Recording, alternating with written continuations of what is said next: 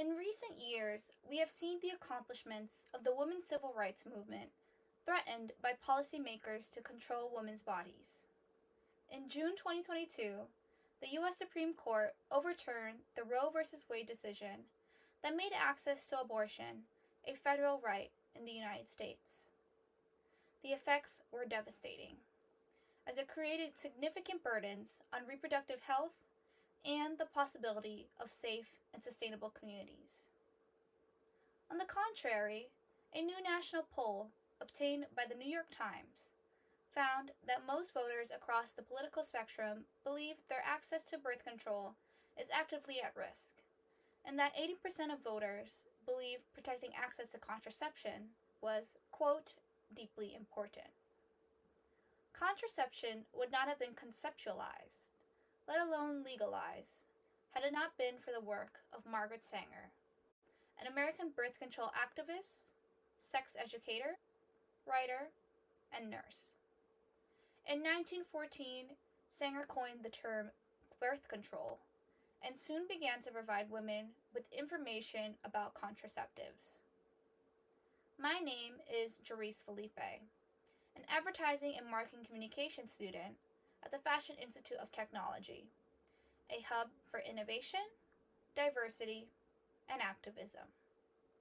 Furthermore, I will be presenting the life and legacy of Margaret Sanger, a proud activist of the women's rights movement, pioneering the birth control movement. We will be examining her background, rhetorical skills, and legacy. To start, let us examine her background. Margaret Sanger was born on September 14, 1879, in Corning, New York, as the sixth of 11 children. According to the National Women's History Museum, Sanger's life course was shaped by the poverty of her childhood and the death of her mother at age 50, which Sanger understood resulted from the physical toll of 11 pregnancies.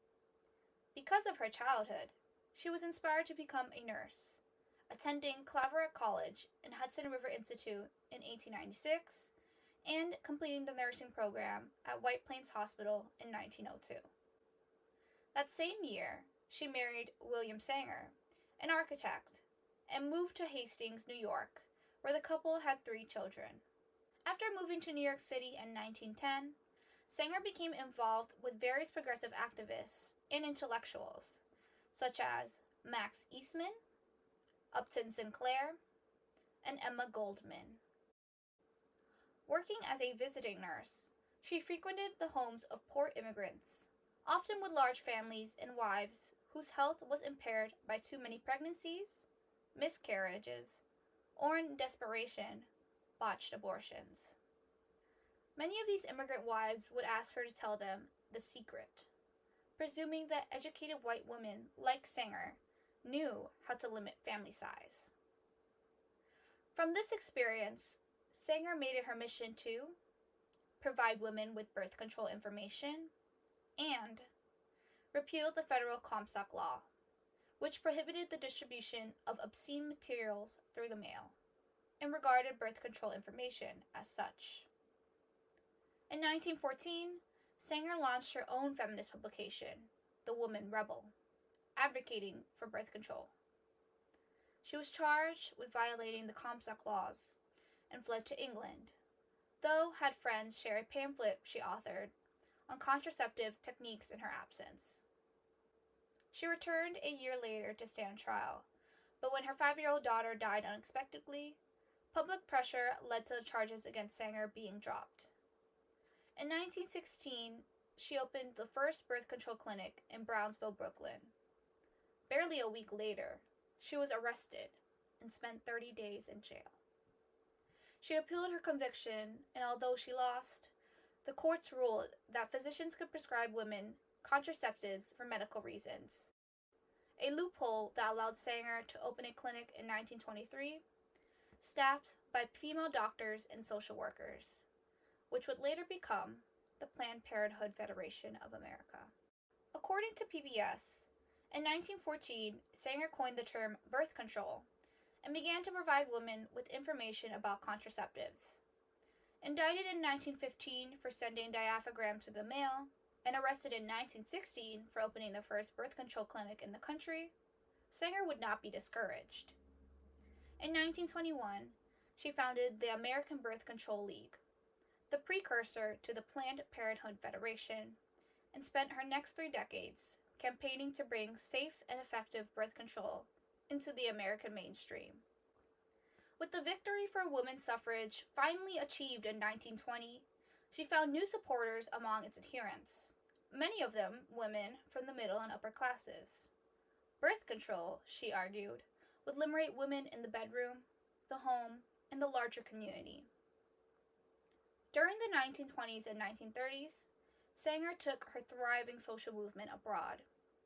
In 1927, she sponsored the first World Population Conference in Geneva, which gave rise to the International Union for the Scientific Investigation of Population Problems. Embittered by birth control's failure to secure a place in America's social welfare and public health systems, Sanger turned her full attention abroad and founded the International Planned Parenthood Federation in London in 1948. Sanger had a dream to materialize her vision of a contraceptive pill as easy to take as an aspirin.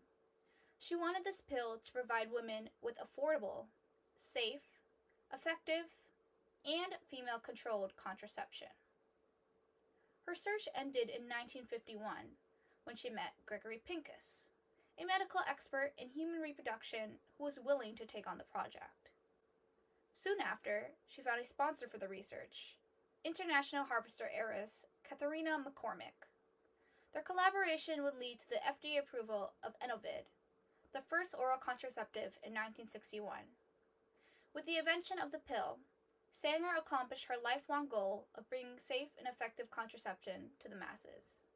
4 years later, at the age of 81, Sanger witnessed the undoing of the Comstock laws, with the ruling of the 1965 Supreme Court case Griswold v. Connecticut that ruled the private use of contraceptives was a constitutional right. As a birth control activist, Margaret Sanger gave many speeches on the importance of protecting the lives of children. One of these speeches was The Children's Era, delivered on March 30, 1925, at the 6th International Neo-Malthusian and Birth Control Conference in New York City. First, we will examine how Sanger utilizes the 3 rhetorical appeals: logos, ethos, and pathos, using definitions from St. Louis Community College. We will then see how Sanger demonstrates the exigence of her birth control topic, speaking to an audience of birth control activists, and demonstrating her credibility. Sanger uses ethos to reference her vision for the American Birth Control League to become a healthcare center that provides accessibility to contraceptives and family planning resources. Sanger references the many limitations of having a family, especially expecting parents who live in poverty. She draws from her experiences as a nurse to establish herself as a reliable source. She also emphasizes the importance of the unborn child, a symbol of innocence and purity that must be protected, establishing that connection with the audience. Sanger uses pathos throughout her entire speech to highlight how poorly society has protected the lives of unborn children, and sympathizes with the audience towards the lack of assistance for mothers and children, destroying homes and threatening the welfare of the American population. Sanger uses logos to mention the costly impact of having to care for unwanted or ill children. These include the costs of prisons, asylums, foster homes, which impact the community. Thus, she proposes a law that allows parents to have the right to choose when they want to have a child, by providing them with a choice: contraceptives. Now, we will examine Sanger's rhetorical devices utilized throughout her speech. The first rhetorical device that Sanger uses is anaphora. According to Oregon State University, anaphora is the repetition of words or phrases in a group of sentences, clauses, or poetic lines. We are not trying to establish a dictatorship over parents. We want to free women from slavery and unwilling motherhood. We are fighting for the emancipation for the mothers of the world, the children of the world, and the children to be. We want to create a real century of the child. Usher in a children's era. We can do this by handling the terrific gift of life in bodies, fit and perfect as can be fashioned. The second rhetorical device Sanger uses is metaphors. According to Purdue University, a metaphor is a comparison between two things, based on resemblance or similarity, without using like or as. You cannot have a garden if you let weeds overrun it. So if we want to make this world a garden for children, we must first of all learn the lesson of the gardener. Lastly, Sanger uses schisis onomaton in her speech. According to American rhetoric, schisis onomaton is a figure of repetition in which a set of two or more different words having the same, or very nearly the same, meaning occurs within the same sentence. A successive series of words or phrases whose meanings are generally equivalent. Train load after train load of children are coming in, day and night.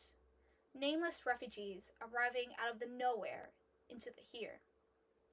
Train load after train load, many unwelcome, unwanted, unprepared for, unknown, without baggage, without passports, most of them without pedigrees. While there is no existing video of Margaret Sanger delivering the Children's Era speech, it is clear that her choice of words exemplified her passion for women's rights. According to the Margaret Sanger Papers Project, Sanger was described as essentially feminine in appearance, noting that in her countenance is apparent none of the boldness of the professional propagandist. Her surprisingly approachable manner and diminutive size proved far less intimidating than Goldman or Flynn, both fiery speakers and imposing presences. It may have enabled Sanger to better connect with many apprehensive members of her audience. Margaret Sanger's legacy will continue to influence the ongoing women's rights movement, but has recently been criticized for her racist beliefs. Margaret Sanger dedicated her life to legalizing birth control and making it legally accessible to women all over the world. According to the Organization of American Historians, Sanger's most important contribution was drawing hundreds of thousands of others into such movements for social change. Unfortunately, Margaret Sanger died on September 6, 1966, in Tucson, Arizona, due to congestive heart failure. 6 years after her death, the Supreme Court decision in the case Eisenstadt v. Baird legalized all forms of contraceptives for all individuals, including unmarried people. Today, Planned Parenthood is one of the nation's leading providers of high-quality, affordable health care for women, men, and young people, and the nation's largest provider of sex education. They continue to lead the family planning movement by successfully defending and expanding women's reproductive rights and options against those who would diminish. In 1995, an American television film titled Choices of the Heart, the Margaret Sanger story, was released. The summary paints Sanger as a controversial nurse who became a pioneering crusader for women's reproductive rights, publishing a booklet on birth control techniques and helping to establish America's first birth control clinic. Despite her meaningful contributions, Sanger has faced criticism over the last couple of years for her controversial belief in eugenics. According to Planned Parenthood, eugenics is the theory that society can be improved through planned breeding for desirable traits like intelligence and industriousness. In the early 20th century, eugenic ideas were popular among highly educated, privileged, and mostly white Americans. Sanger was so intent on her mission to advocate for birth control that she chose to align herself with ideas and organizations that were ableist and white supremacists. In 1926, she spoke to the Women's Auxiliary of the Ku Klux Klan at a rally in New Jersey to promote birth control methods. Sanger endorsed the 1927 Buck v. Bell decision, in which the U.S. Supreme Court ruled that states could forcibly sterilize people deemed unfit without their consent, and sometimes without their knowledge. In 1939, Sanger began what was called the Negro Project, alongside black leaders like W.E. Du Bois, Mary McLeod Bethune, and Reverend Adam Clayton Powell. The mission of the Negro Project was to put black doctors and nurses in charge of birth control clinics to reduce mistrust of a racist healthcare system. Sanger lost control of the project, and black women were sent to white doctors for birth control and follow-up appointments, deepening the racist and paternalistic problems of healthcare in the South. During this presentation, I have informed you about the life and legacy of famous orator Margaret Sanger, highlighting her background, rhetorical skills, and legacy.